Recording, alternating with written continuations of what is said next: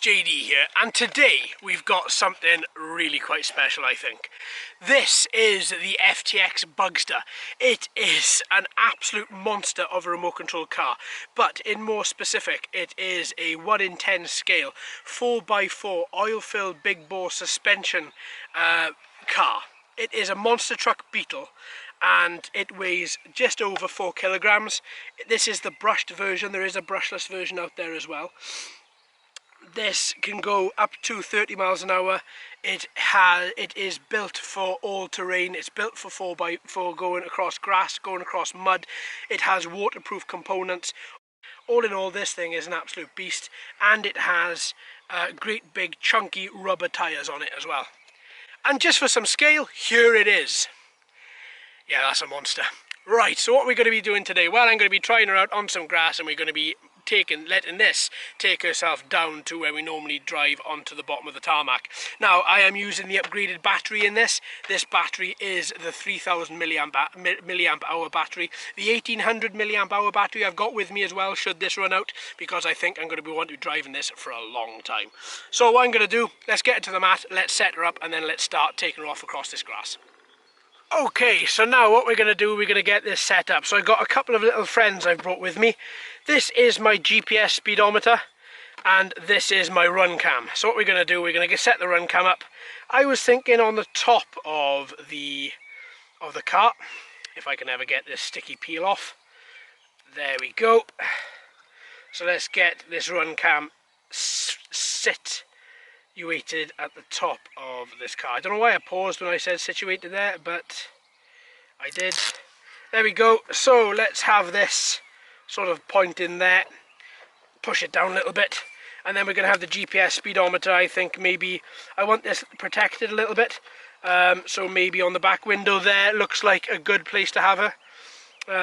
And then what this GPS speedometer does, now I don't know if this is going to work, this is the first time I'm trying it. I've got a rough idea of how to use it, and then hopefully I can pull off all the data from it, and I can add it. I don't know in what form the data is pulled off, mind you. If you don't see the data anywhere in this drive test, then go towards the back of the video, because maybe it's just a load of numbers and a load of figures like top speed and stuff like that, in which case it'll be after this particular video is done. So let's pull out these pins for now, because what I've got to do is I've got to connect this battery. So with all this open now, let's connect this up. And then once we turn her on, there's going to be a little bit of noise, but before I turn her on, I'm going to turn on this transmitter. This transmitter is now on, right then. There we go, we've got movement. Now what I've had to do since the unboxing is I've had to turn the steering up to 6. As standard, all of these were on 0, and I've just turned the steering all the way to 6, because with it on 0, the car wouldn't steer at all, the wheels wouldn't move. So I've had to turn her up to 6 there, just to ensure that we actually can drive this and actually move it, and everything else I've kept as standard. There we go, and there we go. So now what I'm going to do is just pop these little... Now what I quite like about these big push pins is that they are huge. So it's a lot nicer to have these than the small ones. Okay, so that's pretty much all the setup. Go on, get in there. There we go. That's all the setup we've got to do. So with this, folks, I'm going to stand back, because if this hits my leg, it's going to hurt. Let's take her out. Alright, and here she goes. So we're going to run her in for a bit, just have her going over some grass for the second. Probably not the best place to run a motor in, as there is quite a bit of stress involved in running her on grass. But at the same time, by this point the motor should be nice and warm and bedded in before we get down to the tarmac and see exactly what this thing can do. Now I've got her on maybe quarter throttle, not even that I don't think, and she's already trying to pull away from me. These clumps of grass and bog grass, which is really quite thick, isn't proving to be that much of an issue. She's really wanting to go.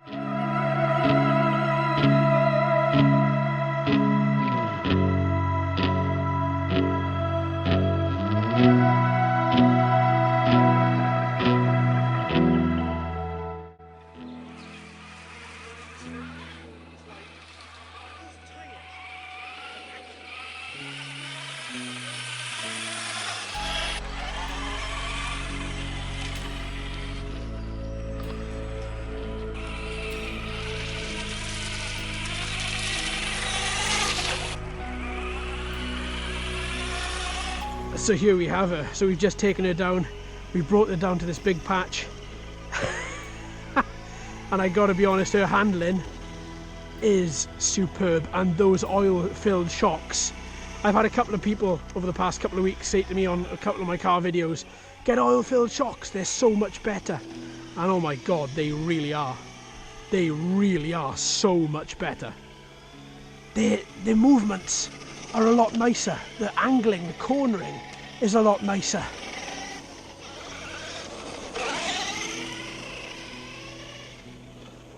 Oh, just beautiful. And with those great big chunky tyres, she doesn't half rip up the road as well. Right, let's do a little bit of range testing. So I'm not going to get her up to the full 100 metres away, but I am going to try as near as damn it. And she's still responding really well. I'm probably about 30 metres away at now. Straight through the water there.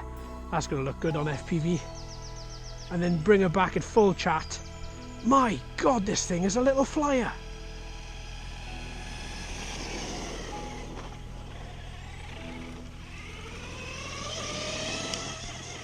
Oh. Oh.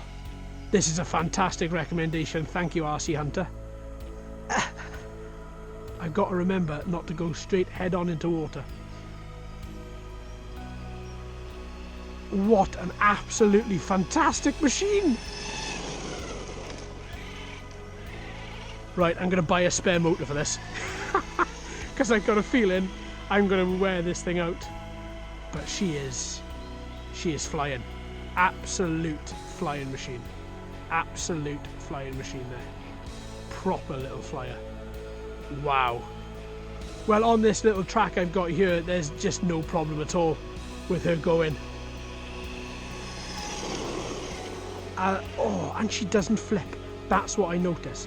Now, the difference I notice with this car to, say, the 12428, which is by WL Toys, the difference with this one is I can bring her down at full chat and I can lock the wheel and she doesn't flip. She just gently goes round. You can see that suspension really dipping, and she is using that suspension fully, but she will not flip. She just goes down and she just slams her suspension down and moves around ever so nice. So some of you are probably going to ask where the ramps are today. Well, the ramps aren't here, unfortunately, because this car is far too big for my ramp. So what I've had to do is I've placed an order for a couple more ramps of varying size, just to ensure that I can actually do some ramp tests. Oh, such a beautiful, beautiful little machine this is. This does really take... Yeah, I'm really taken with this, really taken with this. She turns really nicely, that suspension working all the time, all lumps and bumps, tarmac, or whether it be grass or whatever, doesn't matter. She's just straight through it all. Straight through it without any issue at all. And because, I mean, she's carrying extra weight, she's carrying these two, the camera and the GPS sensor, giving us a total weight of about 93 grams extra, which is nothing. Nothing. And this is the brushed version. Imagine the brushless version. You know.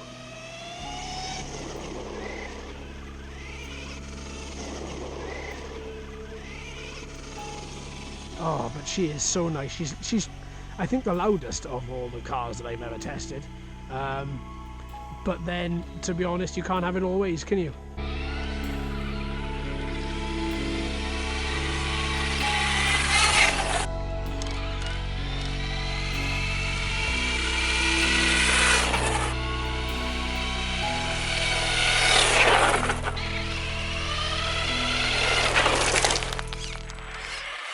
Wow, what an absolutely incredible vehicle this is. Most definitely the best vehicle I've ever had. Most definitely the best car, sorry, I've ever had. Look at the state of her. Absolutely, she's caked in mud. Front to back, absolutely caked in the stuff. But because of the sides, it's going to make it quite easy to clean this up. Now, what we saw today is we saw her going over terrain, bad terrain, which has stopped a lot of other cars. We saw her on tarmac, we saw her driving around here without there being much issue at all. Then we saw her sort of not really a range test as such, but just going out as flat as she possibly could, just flat out. Hopefully we've got something recorded on the GPS computer there. And then we've obviously got some FPV here as well, which hopefully is going to be quite good, and not just, the lens isn't going to just be covered totally in water. All in all though, this guy, perfect on mud, perfect through little bits of water because of its waterproof elements, perfect on tarmac, perfect on uneven tarmac like this as well.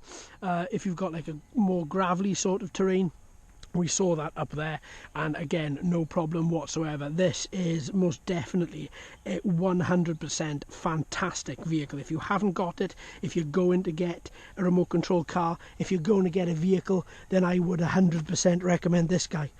I mean, just look at it. What is there not to like about this? Absolutely, it is incredible. It's massive. It weighs 4 kilograms, just over 4 kilograms in weight. It sticks to the road. I didn't flip this once. I just wish I had a ramp big enough so I could fly this off it. But just driving it as a car, just round and round and round, just absolutely 100%. I would recommend this to absolutely anyone. If you are a beginner, what I would say, this does take a little bit. Now, I wouldn't say skill, because that's going to make me sound really big-headed, but it does take a little bit to control her. Where I bought this from modelsport.co.uk, they have a rating on it of 2, which means that you would have had to have actually driven a remote control car at least once in order to be able to drive this successfully. But I tell you what, 100% yes, yes, yes, yes, yes. So there we are, folks. I hope you've enjoyed. Thank you ever so much for watching and listening. I've been JD. You've been fantastic as always. If you haven't already, please like and subscribe. Hello and welcome to all the new subscribers. I hope you're enjoying the channel. So until next time, my friends, happy racing.